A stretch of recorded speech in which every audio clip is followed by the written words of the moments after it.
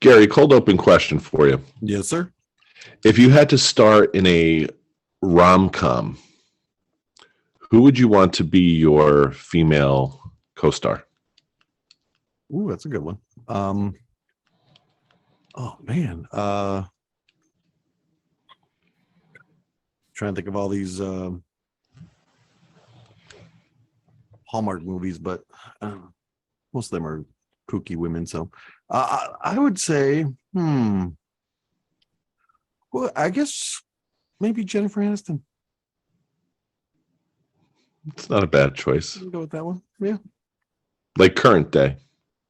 Yeah. Like, I mean, if you were playing like someone who has to play Santa Claus in a Hallmark movie. Yeah. You'd want her to be your elf. Sure. Just okay. Yeah, I can live with that. See that. I can see that. That works for me. All right, let's get started. I like that. Oh, wait, stop. That's not what I wanted. That's what I want. Right there.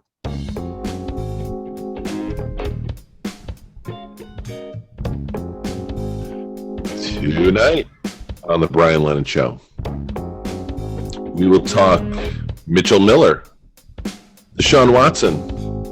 It's Saturday in Indianapolis. An update on Gary's pool, Veterans Day, and Gary's News of the Weird.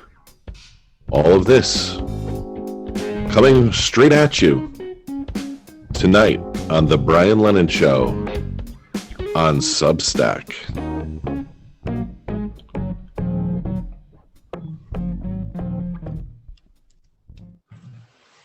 I timed that intro pretty good, didn't I? Yeah, you did. It was like I hit the post, as they as they say.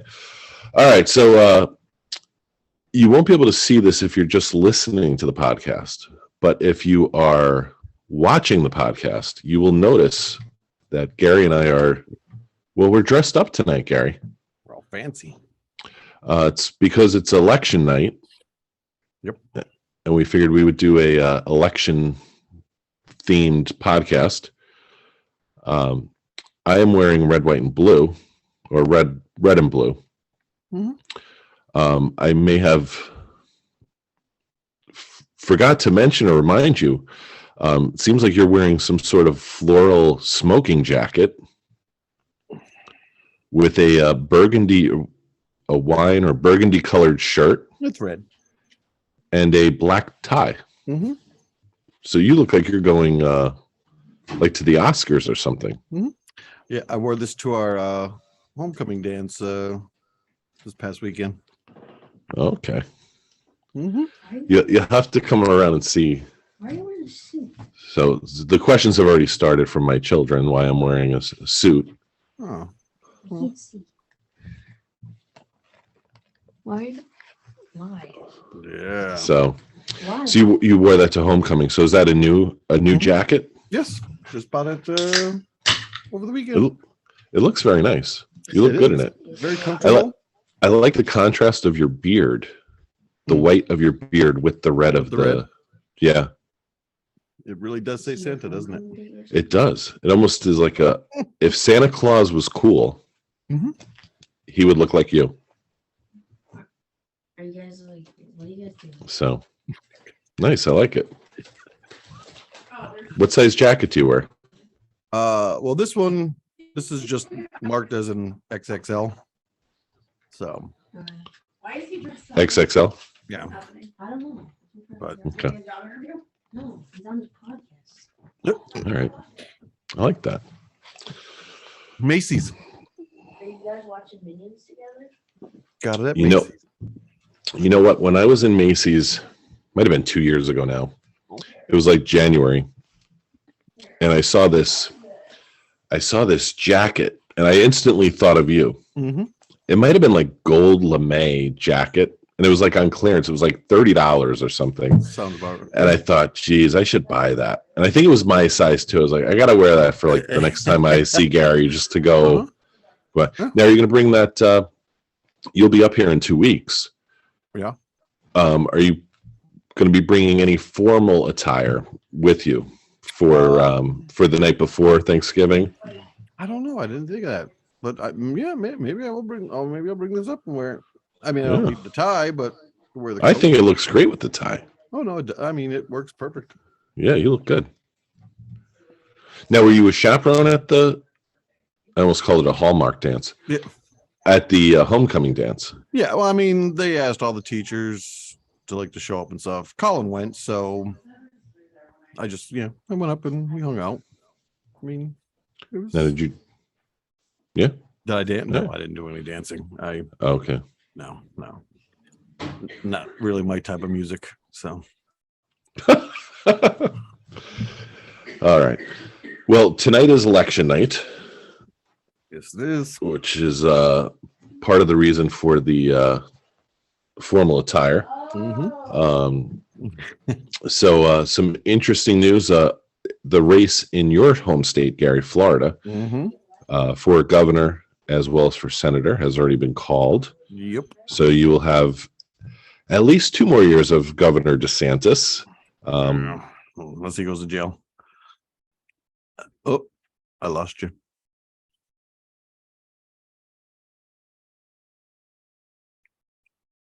Never gonna happen. I can't hear you either. He'll be in jail. There we go. Okay. Before he can finish out, so we'll be good. Yeah. So I didn't hear anything except for jail. But congratulations on 4 more years of freedom, Gary, as he proudly proclaimed today. It looked like his rally was in Tampa. I sent you a text to see if you were there. Yes, it was in Tampa. I didn't realize that either until I was on Twitter scrolling through and it said something about him being in Tampa. I was like, oh, all right, that's weird, but whatever. And I also saw I was watching CNN. I was watching all the stations, but I like CNN. I like John King, who does the maps and stuff. And he was showing the 2 of the races for the House in and around Tampa were being won by Republican women, I believe. Republican women candidates. Okay. So that's interesting. I know. So you're right. There is a what the whole thing I've been seeing, the Gen Zer who won in Florida here. So how old are they? How old's a Gen Zer? We're Gen X. Yeah, I don't. Then there's a Gen Y. That's right after us, right? Let's see. What is? I think Gen Y starts around 1980. So Gen Z is blah blah blah. Researchers in popular media use the middle to late 90s starting birth year to early. Come on, well, where the heck is? Show me the age. Show me the age of a Gen Zer. Let's see, definition, birth year. So Gen Zs are name given to the current generation of young people by many demographic researchers. According to the Raw Research Center, General Z consists of people born between 97 and 2012. Are Gen Zers? Yes, the oldest of this generation are reaching 25 years of age, with many now out of college, getting married, and starting families. So yes. Okay. So Gen Z is 97 to 2012. Which would be our children. Yes. Okay. Yep. That's right. Yeah, that's right. Now they're millennials too, right? Gen Zers would also be considered millennials? I don't. Or are millennials Gen Y?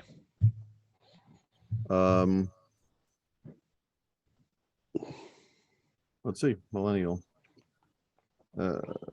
So millennials are 81 and 96, 25 to 40 years old.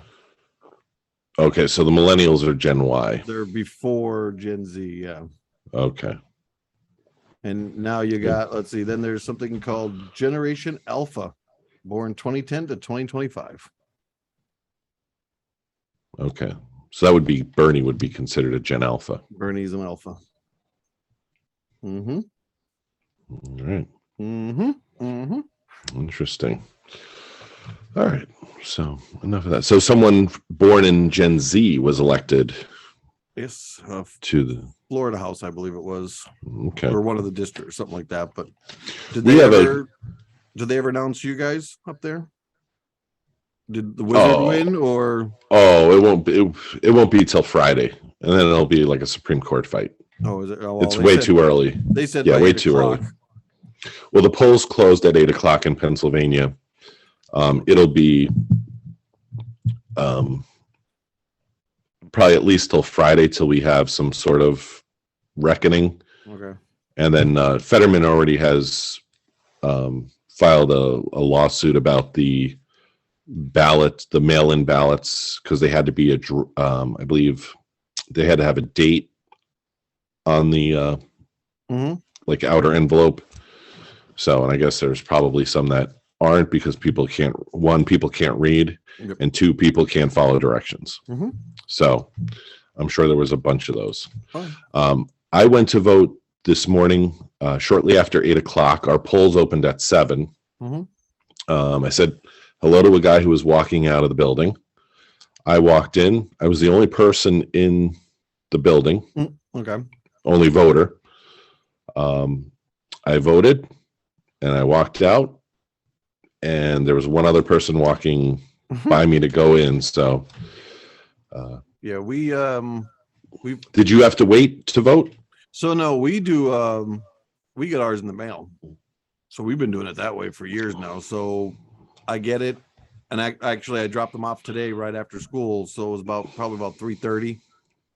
There's the one polling place that's near where the school is. So I just drove right in there, handed them my 2 ballots, and Do you have to get out of the car? nope. Like drive right up to them, handed them the 2 of them, and left. When did you fill out your ballot? Last night. Okay, so you waited. Yeah. Oh, we've had it for a couple of weeks. I kept forgetting about it, and then last night I was like, oh, crap. I wanted to do it Sunday and drop them off Monday, but we forgot about it. So then Monday night we were sitting there eating, and I'm like, oh crap, we got to do these. So you're able to drop off your ballot a week or so, a few days before the election. Okay, I could have dropped it off forever ago. There's so many places, like when you get them in the mail, it gives you a list of so like a day or two, I think, before election and on election day, there's only certain places you can go. And then beforehand, like weeks beforehand, you can go to all these other random places and drop it off, like even on the weekends and during the week, but they're only open for like so long. So I just do this one because it's a lot easier. You just drive right up and hand it to them. And I mean, they were open at 7 this morning. I could have probably dropped it off this morning, but I waited till I didn't want to get stuck in any traffic. So I just figured I'd do it right after work. But yeah, we've been doing this for years now. Can you hear me? You're out again. What are they streaming today? We were on such a good run. Today's a little rough. We were on such a good run. No, I said we've been doing this for years now because we just found it a lot easier, like getting them in the mail. I never mail them out. We always get them in the mail, we fill them out, and then we drop them off somewhere.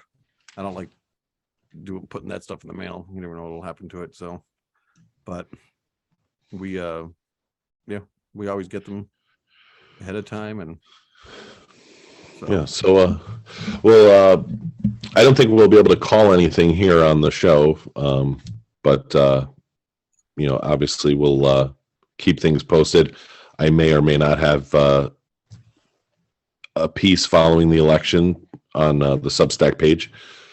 Speaking of, I still have to post my Gratitude session 7, so I have to do that before midnight. I have most of it written. I just need the 5th one, which I already know what it is. So it's just really a formality. Yeah. Tomorrow, which will be today, if you're listening to it, the day this is posted, so Wednesday, I'm going to have my NFL halftime report. Okay.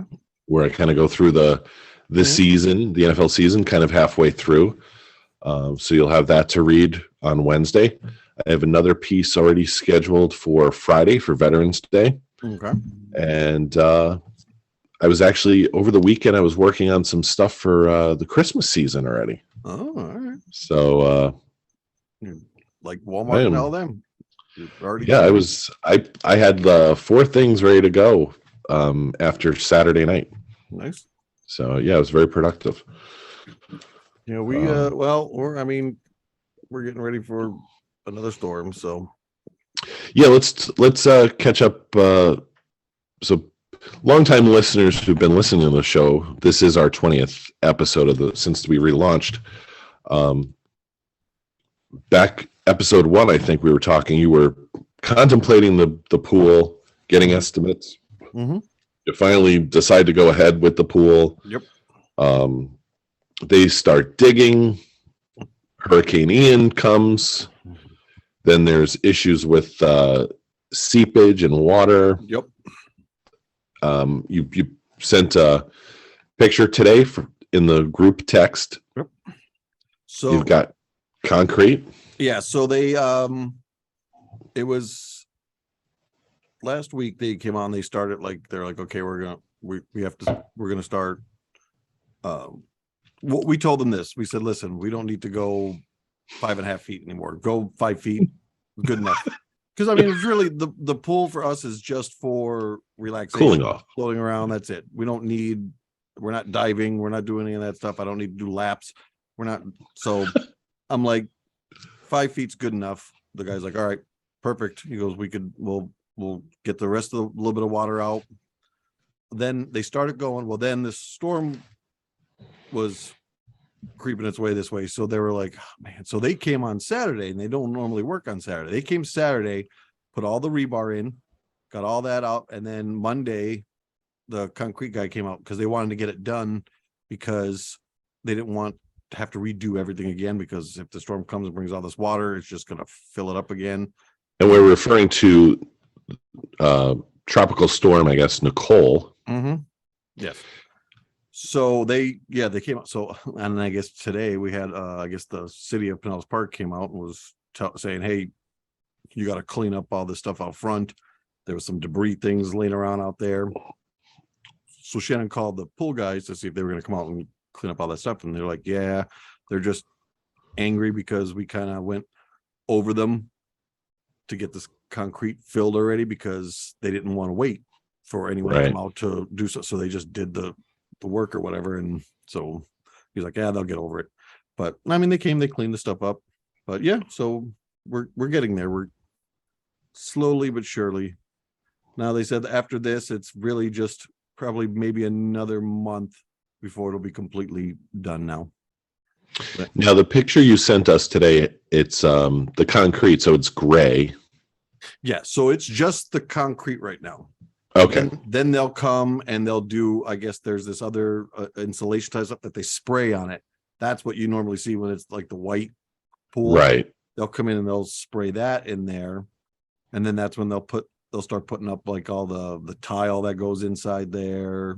And then that's when they'll hook up all the pumps and everything else. Like right now they have the tubes in the certain sections, but then they'll just cut those down and fix all that. And then they'll do all the outside area with the pavers. So yeah, they said probably about a month or so they should be done.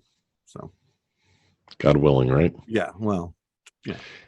And when is Nicole supposed to come hit you guys? So the last I heard, is that today? Tomorrow? No, it's supposed to be Thursday. So originally it's supposed to be, the last time I looked, it was supposed to hit the East Coast about 1 a.m. on Thursday and be here by 1 p.m. Thursday, but now it's all changed up. I guess it's later now. So it's supposed to not be here till like maybe 7 or 8. Now it's funny, it's the weather's changed a lot today. It got windier.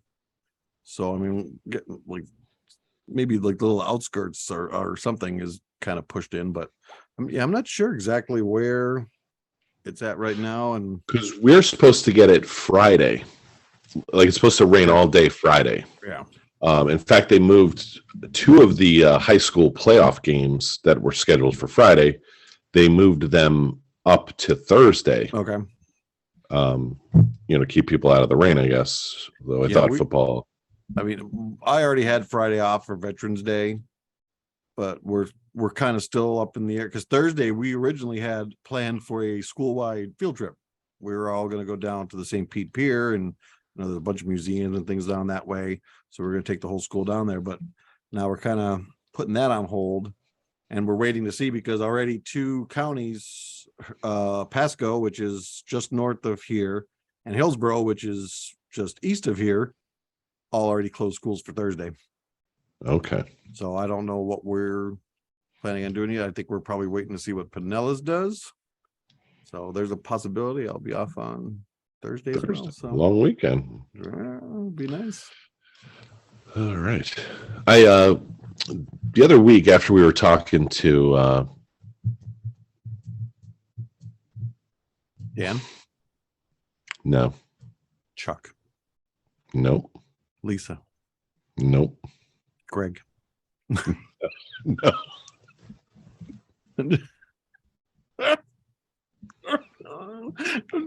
I'm just trying to go through everyone we've had on.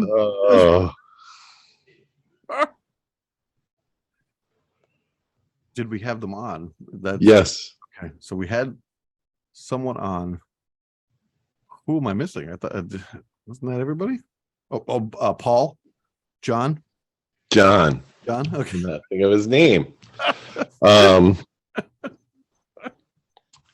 After we had John on, I looked at I went to like the website of the high school I went to in Pasco County when I was in 11th grade. Mm-hmm. And it's not the high school it used to be called. It's now like almost like a CTC, like a trade school. Okay. High school, which I thought was interesting. So. Yeah. So. Nice. I can't believe I couldn't think of John's name. Yeah. And because I was at Raw last night for wrestling. Mm-hmm. I seen. And he commented on one of the pictures I posted. And I was like, ringing or hitting the gong or something like that, or hitting Riddle's bong. Yes. Yeah, that's it. And I'm like, I can. Does that happen to you, Gary? As you start just like people you talk about or talk to frequently, you just blank on their names? Mm-hmm. All the time. It's getting bad. All the time. Yeah. Actually, I just did it the other day. We were talking on, of course, right now I can't remember who it was now, but yeah, so I do the same thing. I do the same thing with events and stuff like that too. Like I was trying to talk, student council, because we were trying to start student council up. I couldn't remember what I couldn't remember student council. We're talking, I'm like, I go we're trying to do for the school the thing with the government thing, and then someone said, I was like, yes, that's it. I was like, I couldn't get it out. Yeah. And it's funny because today, originally it was supposed to be, we were trying to do it to do like the actual voting today, but I was late on trying to get the stuff out and waiting to like talk to the president of the school. And so we moved it to next week. Well, I still was having a hard time. Like nobody was volunteering for anything. None of these kids wanted to do anything. So today I'm in the auditorium. I like addressed them all. I said, listen, I'm like, right now we only have a couple people running for certain offices, but no one's running against them. So I go, they're going to want people to run for these offices. So I might have to let the middle school. So I said to high school, I'm like, do you want middle school running your student council? And they're all like, no. I'm like, well, then we better start putting our name in. I had a bunch of kids today, ton of them putting names in. So now I was just trying to get, because now he wants to do it next Tuesday. So I'm like, well, shoot, they don't really have much time to really campaign. So I'm thinking Thursday, if we have school and we're not doing the field trip, I said maybe we can do like a little thing in the auditorium where they could all get up there and address the school, say why they're running, why they should be voted, and then do the same thing kind of like on Monday, and then Tuesday we'll have the elections and see what's going on. But But yeah, it was amusing. A lot of because they want an advisor for every class. I've got a ton from like middle school all wanting to run for their advisor for their class. So I'm like, so I had a lot of people there, but high school it was like pulling teeth. Like the one kid today, I said, I'm like, he came into my class because he's been doing hair, so he does like that's his like side business. So like he'll trim up. So in school. Yeah, well, yeah, he plays on the football team, but he'll do it for like all the football players, like before a game or whatever. So he asked if he could use my room today to do this one kid's hair. I said, yeah, I don't care, whatever. I'm like, so he hid behind one board and he's down there doing the kid's hair. And so I said, I'm like, wait, come here. I'm like, what grade are you in? He's like, I'm in 10th.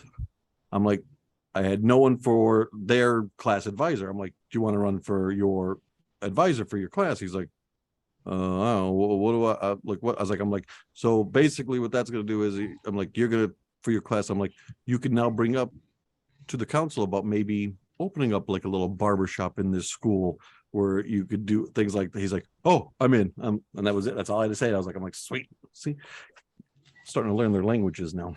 There you go. There's certain things they like to do, and what we think is not good enough, but for them, that's what they want to do for their life, you know. And I can't hear you either right now either. Okay, 3 in 1 show. All right. So what happens is at one point I stop hearing you. Mm-hmm. And then it'll say like connection unsteady. Okay. But then shortly after, I know I'm going to get my connection back. Yeah. See, I don't see anything. I'm just going. I just hear. I'm like, hear me. And then if I see you start to talk and I don't hear, and then I'm like, oh crap, you can't hear me. So then, but well. All right. Gary, I wanted to talk to you. I sent you the link to the story, I believe today. I texted it to you. Mm-hmm. Yep. About the 20-year-old hockey player Mitchell Miller. Mm-hmm. Did you get a chance to read the piece? Yeah, I glanced through it. So basically what happened was this Mitchell Miller, he's 20 years old right now. He was signed by the Boston Bruins hockey team. And apparently there was a lot of pushback because he had been, I guess as a 14-year-old, he had gotten into trouble for bullying and picking on a classmate. Okay. I don't know if the classmate was black or someone of color, mm-hmm. and also someone with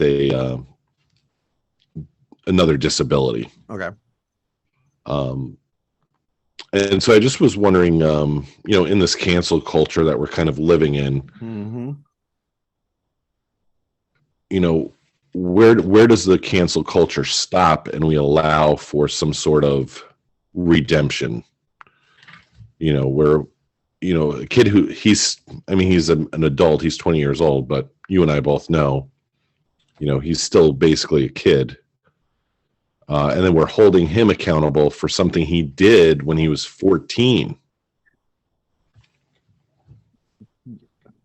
I mean, man, if that's the way everything's going to be now, I'd say almost a majority of the kids in my school will be canceled before they even get out, because that's the way it is. They're 14 at that point. You're still a kid. So unless he was literally beating the kid every day and doing stuff like that. Because there are different ways of bullying. Actually, which is funny, you brought this up because today, they had these guys in that do like they come in and talk about bullying. Mm-hmm. They were in there talking today to the 8th grade class, and going through and talking about like the different forms of bullying now, and because back in our day was you either beating up on a kid or making fun of them. That was the bullying. Now it's you got to worry about them posting stuff on social media and then all the other random stuff they have out there now. But that I don't see. That I kind of feel is ridiculous right there, because when you're 14, you don't know any better. you're just being a kid. You're whatever. I mean, if he's 20 now, I mean, if he's still doing it now at 20, then maybe, but I mean, you don't go back 6 years ago and say, okay, well, he was this type of kid then, and we can't have him doing what he's doing now. That's ridiculous. Right. Yeah, it seems kind of harsh to and that's the question, I think, with the cancel culture is, do we offer forgiveness? Do we allow for repentance? And again, if someone's a bad seed, they're a bad seed. If they don't, if he's, if he was signed again, he's 20 years old, and within 3 months there's another, issue with him bullying classmate or teammates or making insensitive comments, then maybe cut your losses. He's proven maybe he hasn't changed, but especially, I mean, you and I both can probably vouch we wouldn't want to be held for things we did when we were 14, 18, 21, Nope. No. I mean, that's it. The whole, it's just ridiculous. And especially like certain things. Now, yes, if you're a, serial groper or this, like, those people sometimes, I mean, there's a possibility of change, but I mean, depending on, like Cosby, look at him. I mean, the man was doping up women for a good portion of his life. There's really no coming back from that. You're pretty much, now you're done. But I mean, this being, okay, 6 years ago, he was a bully. All right. So, if he's not that way now, then there's no reason to be canceling him for it. Society today has become ridiculous. Yeah, I always think of when I was I don't know, I was at least a freshman in high school, maybe a sophomore, because it was when I was in Virginia. There was a kid, his name was Fernando. He was a bigger kid, and he was at my friend Brian Mahan's house the one afternoon, and he like pissed on the seat of my bicycle.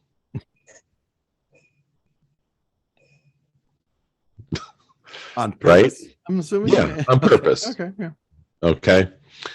Now, what if I, and maybe I just did, but what if I like write to his employer, with a letter of attestation from Brian Mahan, hey, just so you know, your employee Fernando, when he was 14 or 15, pissed on my bicycle seat. Yeah. Mm-hmm. And we're going to cost this guy, his job or, his livelihood, whatever, whatever he's doing now. Exactly. I forgive him. So I didn't see, but how did they find out that did this kid come forward? It was well documented. I actually remember reading about it years ago, I think, when it happened or when it came to light. Okay. He was maybe 16. It maybe came to light like 3 or 4 years ago that he had been, because he was like in the developmental system for hockey. I think the Bruins were thinking, that was 6 years ago. Yeah. He's changed. Yeah. They've probably had contact with him if they're scouting him enough to sign him to a contract. Yep. They're talking to coaches and get feedback from scouts and stuff and I think they were just assuming, he's paid his debt, that was in the past. Yeah.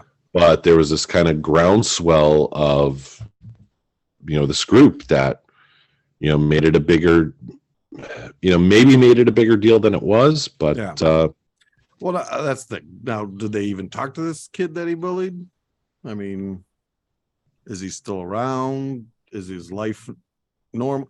I mean, shoot, I remember being in high school and some of the peckerheads we had that I mean, I was a little bit skinnier, so my ears poked out a little bit more. But I mean, I'm not. Is that why you wear headphones on the show? I hide them. I'm not like, my life is not changed. Like, it's not ruined because these guys used to make fun of me in high school. I don't even think about them anymore. I would never even think about, even if it was just 6 years ago, I would never even be thinking about, hey, well, I gotta make sure this guy's life is garbage now, just like he made me feel like crap. I don't care, really. I mean, shoot, you just told me one of them is working, what was that, a copy or a bookstore or whatever? So I'm like, that makes me feel good. That means his life was garbage too. Yeah. He went downhill. Yeah, I mean, you even run into, like, I mean, I could even make a claim, I guess, that certain bosses I've had have like bullied and made my life a living hell, and they did it on purpose. Mm-hmm. Did I hold grudges at the beginning? Yeah, when it's happening and you're in the moment, Mm-hmm. you hate the person's guts. Oh yeah. But I think, and again, maybe it's different because I'm, was in my 30s when things 20s, 30s when these things happen, so you have a little bit more perspective on things. Yeah. Say than when someone was bullying me when I was 14, although I was bullied, in a way when I was 14. So I don't know, but yeah, like I'm at the point in my life, I guess, where I don't hold, ill will against these people. Yeah. Everything that kind of happened has been a blessing to this point. Mm-hmm. Yeah, exactly. Yeah, I mean, like I said, my life is up. You're out again. Can you hear me? I can't hear you. All right, wait for it. Okay. And we're good. All right. But what I was saying is I realize, even I think then, but more so now, I realized what those, managers and bosses were doing to me or against me was basically their own unhappiness and their own personal shortcomings and failures coming to the surface. And so, that's usually what that's their problem, not a me problem. Yeah, and that's usually what most bullying is. It's either their life insecurity. So their life isn't going all that well, so they need to take it out on other people. So that's just what it is. So like for him, and maybe there was something going on in his life, and he just felt that he needed to bully this one kid, whatever, make himself feel better. Now his life has changed. He's possibly going to be playing hockey for. The Bruins that's right. They banned him. That's right. They got to get rid of him. So maybe they'll change their course. That's just ridiculous. It brings me to another kind of topic that's been going on. I don't think we've discussed it with Kyrie Irving. Are you familiar with that story at all? Unless you start talking about where he I guess he posted on Twitter a link to a movie that I guess has some anti-Semitic messaging or language. And he's been suspended by the Nets. Okay. Yeah, no, I haven't heard that. So, okay. But it's another and again, we don't condone bullying or anti-Semitic language or no thoughts here. And I haven't read the book. And so I'm at the point where I don't trust the media to make up my mind. You know what I'm saying? Yeah. So unless I actually, and I guess there's a film as well. So unless I either watch the film, which I think is available on Netflix, maybe. Okay. Or read the book and evaluate it myself for me to say that is anti-Semitic or it's not anti-Semitic. Yeah. But I also think, I think he just posted a link to the the movie. He's not even saying like, here's a great movie. Oh, yeah. Check it out. Yeah. You know? And so it's almost like we can't even share. It's like the thought police. Like we can't even share a thought. Like, Nope. Here's something I watched. And that's all I'm doing is putting something out that I watched. I mean, that it could have also been a, whoops, wrong link. That's not the one I wanted to do. Or Has it that also, happened to you, Gary? well, no, but it also could be too. Some of these guys, I mean, some of them will run their own Twitter, but some have handlers and stuff doing it. So he could have had one of his whatever posting this thing and shoving it out there. I mean, if there's nothing else written about it, say like if he didn't say, "Hey, this is a great movie, watch it," and just shoved a link out there on Twitter, like, why don't we find out the facts first before we just start canceling people? And it's just, And then the other problem I'm having with the Kyrie Irving situation is that the Nets owner, who is Joe, and I don't know how to pronounce his last name. It's Tsai, I think to say. Okay. And I think he has businesses in China, and the NBA is big in China, and they have a big relationship in China. And that's been documented, and there's been issues documented with the NBA coming down on players and general managers who speak out against China, which China has a horrible human rights record. Oh, yeah. You know, they have slave labor with the Uyghurs in that one Providence, which I guess is where this Joe has business interest. Okay. And there's, maybe suspected slave labor in whatever business he's running out of China. So for him to come out and say that, Kyrie Irving doesn't meet the standards of the Nets organization, it's kind of like, okay, buddy. Yeah. A little hypocritical. Right. So, I'm torn about that. And then, if you want to make it a race issue too, like, Kyrie Irving is black and, he's speaking out on something for good or bad. And it seems like he's being, held down and his voice is being suppressed. And, so there's a lot of balls in the air. Oh yeah. When it comes to this situation. And then on top of that, so kind of with those two situations, we also have the Deshaun Watson situation in Cleveland. Yep. Who is, I think, at 30 incidents. Oh yeah. Or more. Yep. Of inappropriate conduct with female massage therapists. And yet, the Browns are, announcing like he's ready to start when he's eligible and serves his suspension. Yep. Okay. So, yeah, it's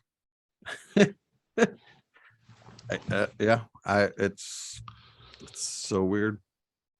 And you're not hearing anyone crying about that either at this point, that he's going to be coming back and playing. Well, there are some circles, but they're small little, but I mean, not like it is with all these other ones, but like the NHL is not going to allow a 20-year-old to play for something he did when he was 14. Yeah, but yet this adult who had 30 incidences of inappropriate conduct, who's going to play? He's going to play, and he's going to make millions. Yeah. Well, I mean, they got another guy on their team that smacking girls. Kareem Hunt, he's sitting there too. He's still playing. Cleveland brought him in. I mean, the video of him. Well, I'm sure each NFL team you could probably find some sort of claim for a player on each team. There's everybody. It just so happens that Cleveland's got two of them right now. But All right, we'll talk. I guess it all depends on what who's running those organizations. So Yeah. All right, staying with football, I wanted to get your opinion on the news that transpired yesterday with the Indianapolis Colts firing Frank Reich and kind of out of nowhere, I've seen that, hiring former center, ESPN analyst Jeff Saturday. Yeah, so I watched that game, and yeah, Colts just, I don't know, they didn't look good at all. But I was surprised today when I was scrolling through the thing. I'm like, oh shoot, I didn't realize they fired him, and then they bring in this guy. I'm like, that's interesting. It's not even like because he's not right? He's not on the coaching staff. No. I guess he was employed by the Colts as a consultant. Okay. But he was working for ESPN as an analyst. Yeah, because usually that was his main job. Majority of the time when they fire a coach, usually just either the OC or the DC that usually take over for the interim. But this is kind of a new one. Yeah, he wasn't on the staff at all. So they're just, all right. Well, I mean, that's interesting. My question is, do you think, I feel like the role of the NFL head coach is kind of changed over the last, maybe it's even over the last 25 years. And I'm going to maybe point to John Gruden, but it may even go back further. Maybe Joe Gibbs is the first one. Whereas I don't know if Joe Gibbs played football in college or at a high level college, but he was just more of a brainy guy who knew football. You look back to, Lombardi, he had played at Fordham. Most NFL coaches like Chuck Noll had played with the Browns. Don Shula had played with the Colts and maybe the Browns as well. So there was sort of a lineage of, the NFL head coach had been a guy who had played football. Yeah. And then, maybe Joe Gibbs is the first one. Tom Landry had played with the Giants as well. And then I think Gruden was really the main one. He was so young when he was hired by the Raiders. He was maybe in his early 30s. Yeah. Hadn't played maybe Division II or Division III football. But it seems to be a move where these coaches are coming in, 22 right from college, getting into the coaching system. And you look at, the Dolphins head coach, who may be related to you, Mike McDaniel. Yeah, I gotta look that up. He looks like an accountant. Mm-hmm. Gibbs went to San Diego State. Oh, frozen again? Can you hear me now? Can you hear me now? No, I can. Okay. Did you hear San Diego State? Joe Gibbs? Yes. San Diego State University, yes. Okay, so he did play college football. Not well, I mean, football. Yeah, it just says he graduated from Santa Fe High School, where he was the star quarterback. Gibbs attended Cerritos Junior College and then San Diego State University. But it doesn't really say what he played there. Did he play football there? Probably. I'm assuming. Yeah. So, but then he coached there too for a little bit.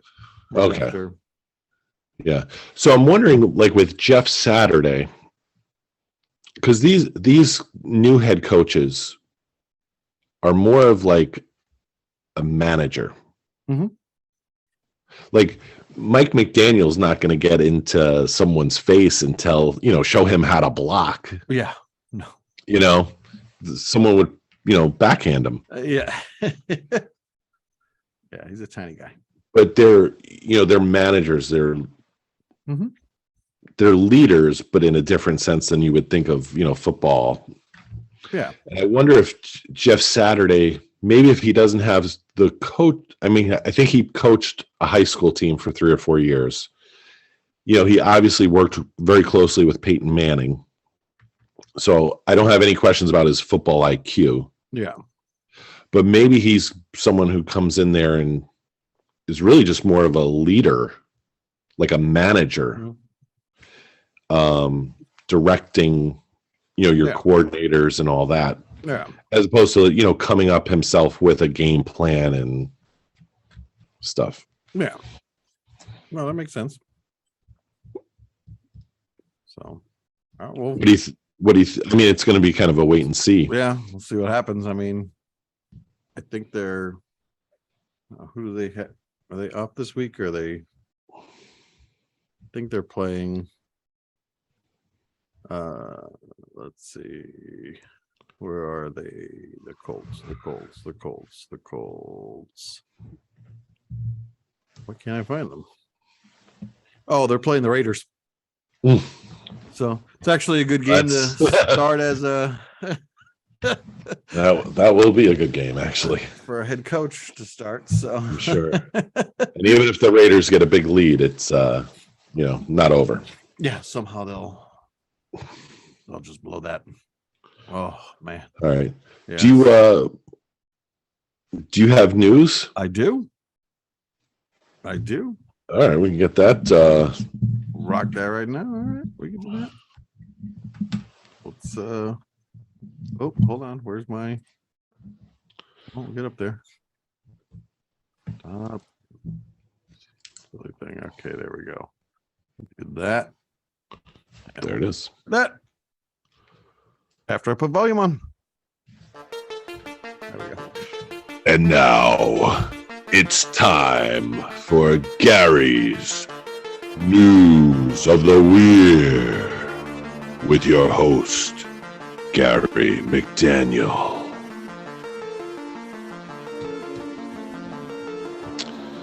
All right. As always, even on election night, Gary is in the newsroom bringing us the latest. What do we have, Gary? Always. All right. So today we have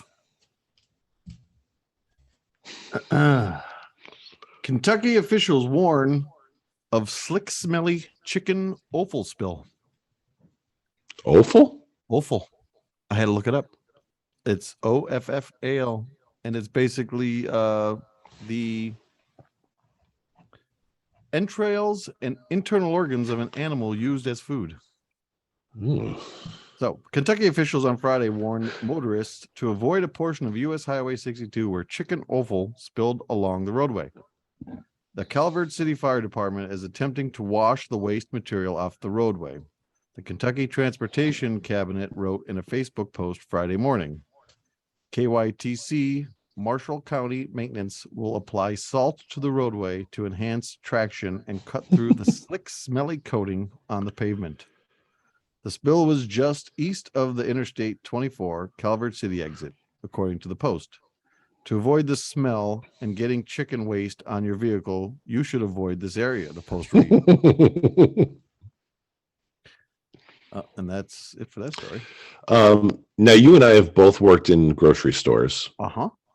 And bad chicken can smell like a certain death. Uh-huh. So have you ever come upon like a big spill on a highway before? So I know it happens all the time, but I was trying to think after when I was looking at that story, I was like, have I ever been blocked up? No, I mean, most of the time it's always been just accidents. I've never been stuck in any kind of traffic where it was like a large trailer spilled over, which seems like it happens a lot. But you would think that, especially on I-4 here, that this would happen, but No, I'm like, I don't think I've ever even heard of one, even just in the last couple of years, even living here, of anything like that on the Florida highway here. But yeah, I don't know, like, especially like living in that general area. I mean, just that smell blowing off that highway, especially like if you live right off of it. Oh my God. Imagine. I mean, like you said, yeah, I used to hate going into the meat room in the grocery store when they were doing stuff, and you would just be like, oh my God, I'm like, how could you guys work in here all day? It's just nasty. Oh, but yeah, that would suck, especially because it's still warm too. Mm-hmm. That must be lovely.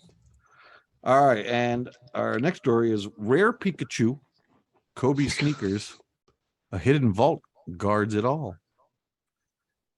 The ordinary brown brick building tucked within a non-district block on a street in Delaware would probably not garner much attention if it weren't for the razor wire armed guards outside. Hints that something important lay inside, possibly even precious. Fort Knox, it is not, but the stash of collectibles the building holds is undoubtedly worthy of guarding. There's a rare Pikachu card and a century-old one of baseball great Honus. What did I say that right? Honus Wagner, which recently sold for $7.25 million in a private sale. In addition to the trading cards, there are baseball bats and basketball shoes, including a pair of sneakers worn and signed by the late NBA great Kobe Bryant. In all, $200 million in collectibles are stored in 2 vaults inside the building, equipped with some of the latest technology to keep the valuable cachet safe from harm or thieves. A lot of people don't keep jewelry at their house. They keep it at a safety deposit box, maybe at a secure bank, said Ross Hoffman, the chief executive officer of Golden Company, a division of industry giant Collectors, which operates the Vault, a high-security facility specializing in protecting collectibles. The building has no signage, and the company asked that any hint of its location not be divulged. Inside is a technologically advanced facility with a guarded vault equipped with some seismic motion detectors that will sound the alarm should anyone try to jackhammer through walls. To move from room to room, a security guard ushers you through a card-activated double-door entryway, letting the first door close before passing through the next. There are surveillance cameras everywhere. Behind one of 2 7,500-pound vault doors, each more than a foot thick, are rows of shelves that extend to the building's rafters. Rows upon rows of boxes are filled with collector's items, including some with relatively little monetary worth, but that represent sentimental value for their owners or that could someday be worth much more. Hoffman called the facility a painkiller. There's pain of things getting lost. There's pain in the things getting stolen. Interest in sport collectibles and memorabilia was boomed in recent years, not just high ticket items, but also for rediscovered pieces that had been tucked away in attics or basements. In August, a mint condition Mickey Mantle baseball card sold for $12.6 million, surpassing the $9.3 million paid for the jersey worn by Diego Maradona when he scored the hand of God goal. The contentious hand of God goal in soccer's '86 World Cup. So yes. Now, is everything in the building owned by one person, or is it just a facility where people can put their collectibles? It's a facility where they can put their collectibles. So it's almost like it's almost like one like those storage place. So it's high end, but it's very high end. Do you have what's like your most valuable collectible or thing that you have, if anything? So, I mean, it's probably not worth a whole lot, but I mean, it's something my grandma on my father's side she gave me and my brother one, but it was the comic that when Superman dies. Okay. So the one I have is still actually, because the comic came in like it was in a black bag, sealed bag, and then it was in like the whatever plastic. So mine still looks like that. But I remember my brother had opened his because he wanted to look at it. So, but I know it's because my buddy John is a big collector of That's his name. He's a big collector of comics and stuff like that. So I mean, he always says like he goes it's probably like maybe $10 or something like that. But That's it?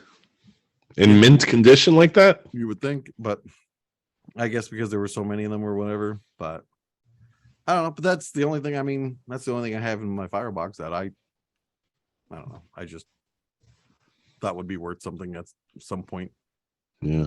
in my life. But other than that, I lost you again. Can you hear me? Yeah, no.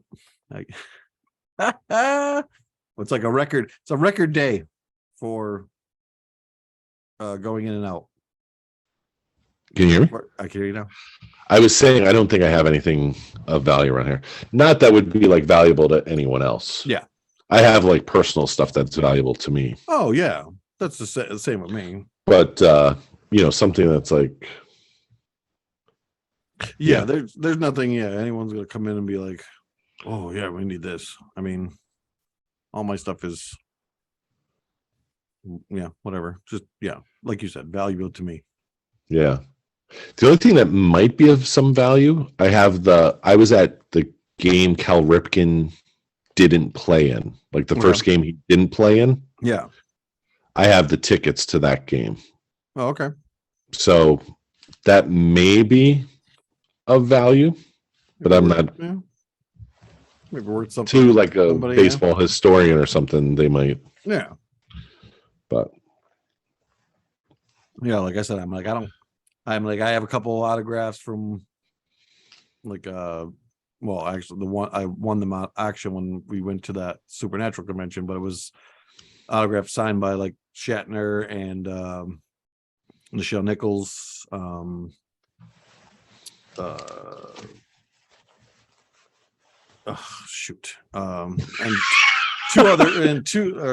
two or three others that were on the show too, or whatever. I wanted, and then I have just one of Shatner just signed. So, I mean, that's maybe one of our sponsors, Gary, could be one of those like vitamin or pill companies that is supposed to help you with like your memory. Yeah, that would be perfect for us. That would be fantastic. Before we leave tonight, Gary, I just want to mention this. Over the last 2 weeks or so, starting with our classmate Joe Maloney, 4 people I know have passed away.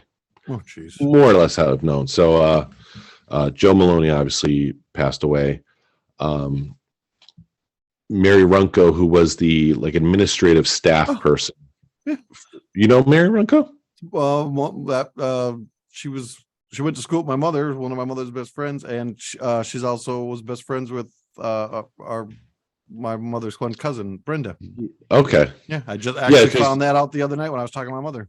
Yeah, Jill said she went to school with either your mother or one of her sisters. Yep.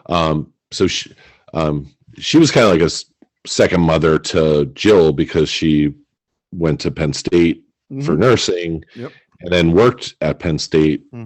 So Mary kind of saw her all the way through. Yep. And she died very suddenly. Yep.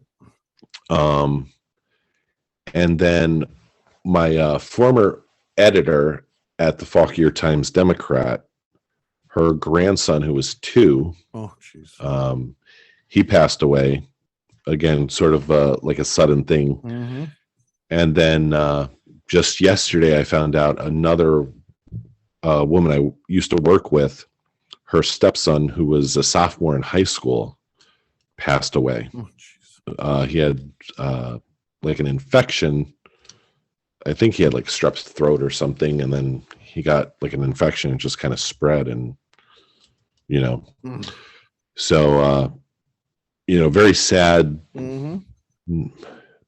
Just kind of one after another. Yep. These deaths, and not that any death isn't. Yes. You're out again. Nope. Mm-hmm. Wait for it. Wait for it. And okay, but just how young, two of them were. mm-hmm. And, as a parent, the last thing I ever want to do is bury one of my children. Oh, I know. So, you always kind of put yourself in the parent's shoes and, wonder how they are getting through it. I went to a infant wake. It's not fun. Yeah. It sucks. So just want to kind of put it out there that, we're thinking of those people and enjoy life while you've got it. Exactly. Because you never know when it can go. And you can, say that and think it. We've lost friends before, way too young. Yep. So just enjoy life and go for ice cream and stop fussing. Exactly. Chuck's gonna love this episode. This is right up Chuck's alley. Speaking of Chuck, we will be appearing together. Yes. On Chuck's podcast, and he classifies it as a shit show. Okay. Where he's going to give us, I think, 2 competing years. So maybe like 1990, 1991. Okay. We'll have 10 songs from each countdown, and we have to argue which song is better. Okay. So it'll be fun. We'll get a chance to debate and go at it. All right. I'm ready. So we'll be recording that. That'll be for the end of the year. We're going to be recording it sometime in early to mid-December. Gary, I think we look very good tonight. I know, don't we? And we look very professional. If this was a Zoom interview, I would hire you. I would hire you as well. And thank you. We are And so you have a tuxedo, correct? I do not. That's one thing I don't. You don't own a tuxedo. I don't. You don't own it like a tuxedo. You have a black jacket? I have a black suit coat. Okay. Yeah. Well, a black suit coat with a white shirt and that tie, you have a tuxedo. Basically. At least on Zoom. Yeah. So I'm thinking maybe for the holiday, like for New Year's, we do a little black tie affair. We can do that. Okay. Yeah. Actually, when I was looking for originally I was looking at coats on Amazon at first, and a lot of them are like the tuxedo jackets that you can get. So yeah, I might just have to pick myself one up. So, all right, fancy one. Yeah. Anything else? No, not that I could. I feel like I talked a lot this week.